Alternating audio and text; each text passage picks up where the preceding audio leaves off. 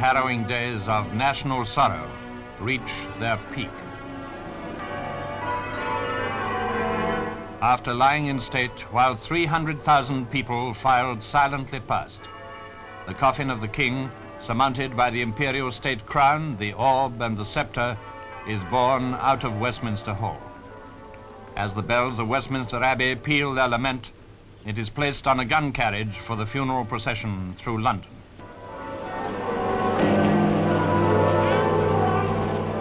Attired in their heavy mourning, the Queen Mother, and Princess Margaret enter their carriage, and there begins the sad last journey of King George VI.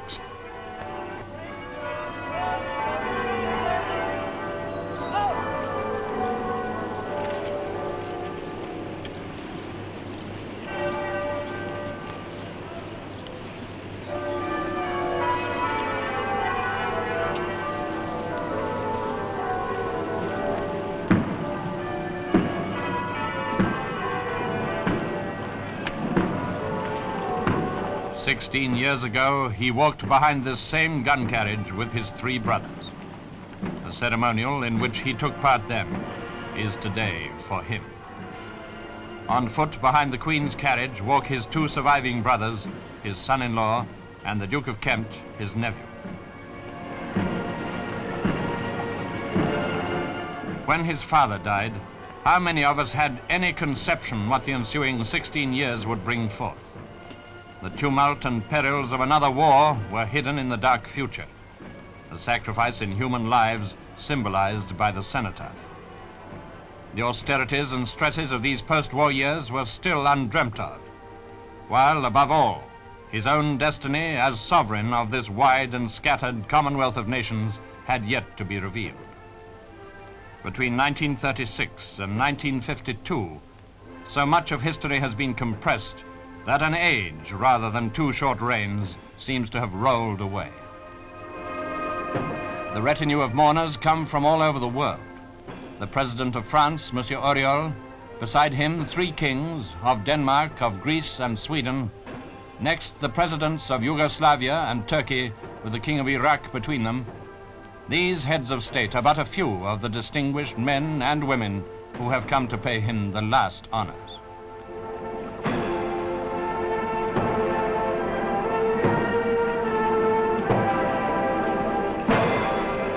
As the procession winds through London, the solemnity of the occasion is matched by our thoughts. Our emotions, too, are stirred. How could they fail to be? The funeral music, the atmosphere of sorrow, sympathy for the Queen and her bereaved mother and sister, these touch the heart and harrow the thoughts. Royalty is no longer remote. Films and radio now bring kings and queens into our daily lives. We see and recognize their qualities. The public has never been in doubt about the qualities, courageous and faithful, of him who rides here on his last journey. This is the testimony of one witness to his courage. During these last months, the king walked with death, as if death were a companion, an acquaintance whom he recognized and did not fear. In the end, death came as a friend.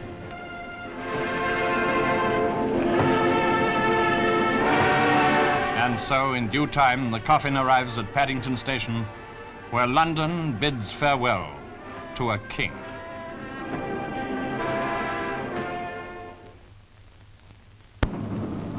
At Windsor, the arrival of the funeral train has been awaited in somber expectancy. Windsor knows the royal family as no other town knows them. Windsor is their home. Here at the end of their lives, our kings come home to be buried. As the cortege moves out of the station, all eyes turn on that lonely coffin, high and lifted up above its escort.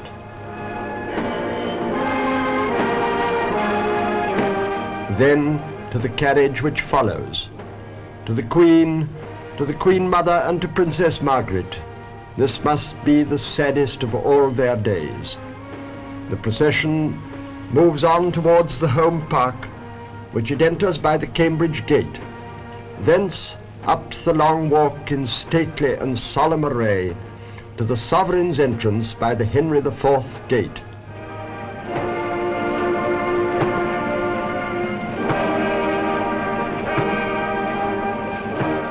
Now it is almost the last scene. On a perfect English winter's day, with the royal standard flying at full mast, the body of King George VI enters the castle grounds, where he will rest with his fathers in St. George's Chapel. He was a good man, has been the ordinary man's simple tribute. Others who had the privilege of knowing him personally speak of his steadfast courage under suffering, his sense of humor, his conscientiousness, his Christianity. All this rings true.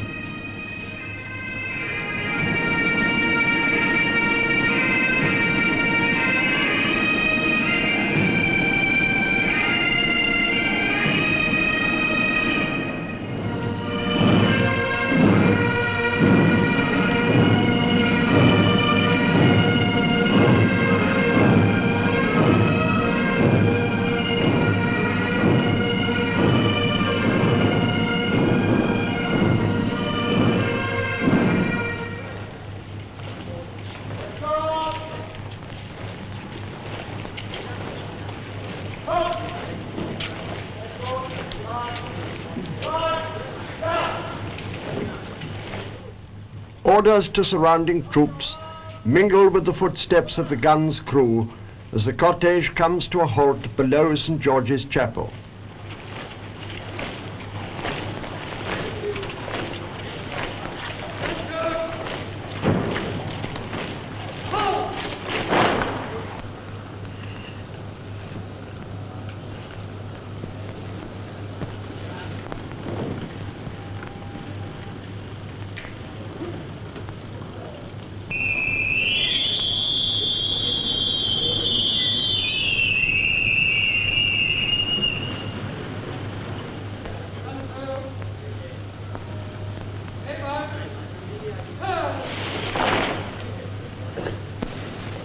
The Dean of Windsor, with the Archbishops of Canterbury and York, await the royal coffin at the head of the steps.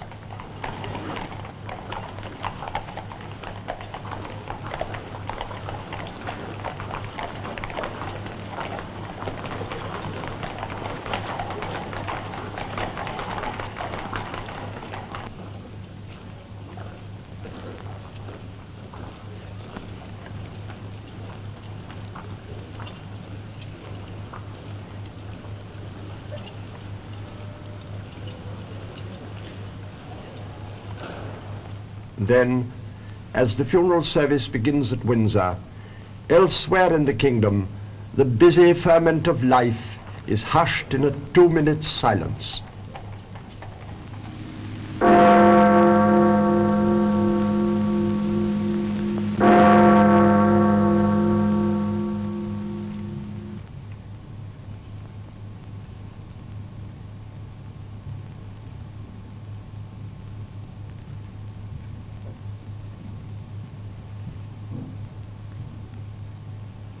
Here, in Parliament Square, at the scene with which this sad film opened, the observance of the silent tribute is deeply impressive.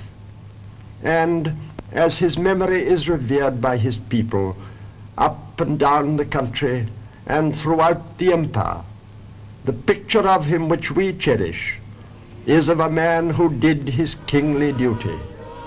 For him, truly, the path of duty was the road to glory. Lord, now lettest thou thy servant depart in peace.